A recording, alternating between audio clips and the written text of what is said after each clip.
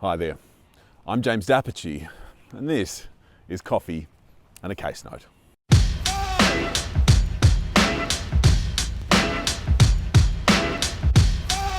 Team, today we are talking about a plaintiff who is actually ASIC, the Australian Companies Regulator.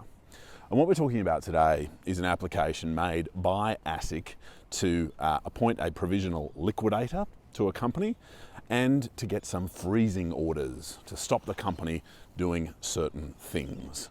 So let's get into it. Now, this company has not very much money, and this company has substantial debts. And the managing director of the company goes into evidence. And what the managing director says is, oh, well, funnily enough, I've got a bank account that has a little bit of money and I hold that money on trust for the company. But the quantum we don't really get in the judgment, but what we are left to take from it is that the substantial debts exceed the size of the minimal funds available to the company, whether by way of trust or otherwise. What does this company do?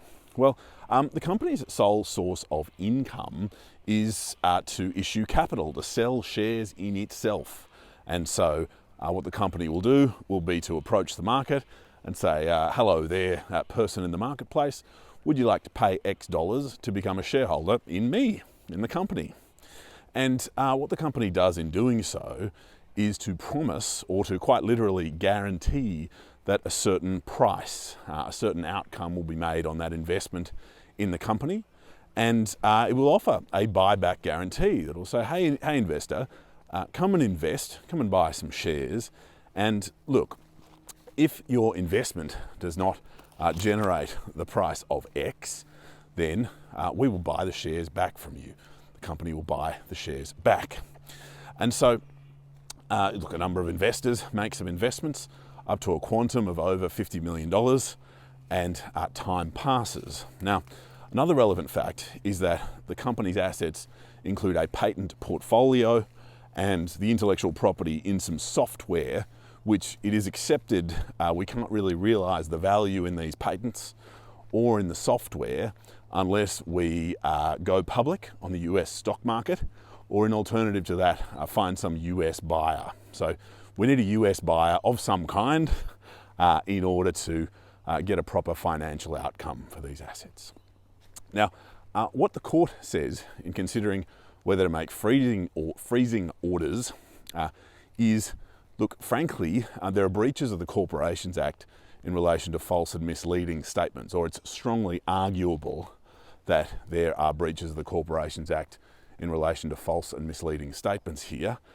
Those false and misleading statements would take the form of withholding from the potential investors the information of just how fundamental getting a US investor is to realize the assets, realize this patent portfolio, and realize this software, that essentially they're not worth much without a US investor. Concealing that information was potentially misleading.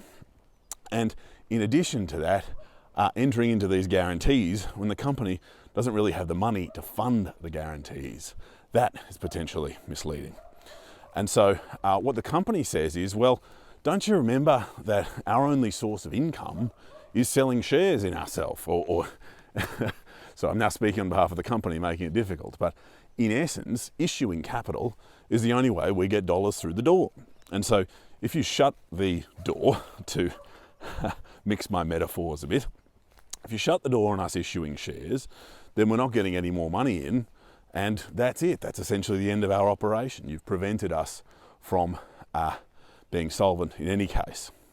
And what the court said was, look, because your conduct in going ahead and issuing shares, including with the buyback guarantee, and including in circumstances where the fundamental requirement of a US investor was withheld, was false and misleading, that is no reason for us not to make a freezing order.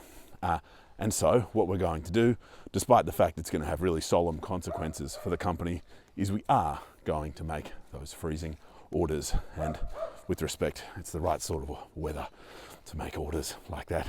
I hope that discussion assisted you, and I look forward to joining you again soon, probably with a coffee, a nice hot one, and a case note again soon. Cheers.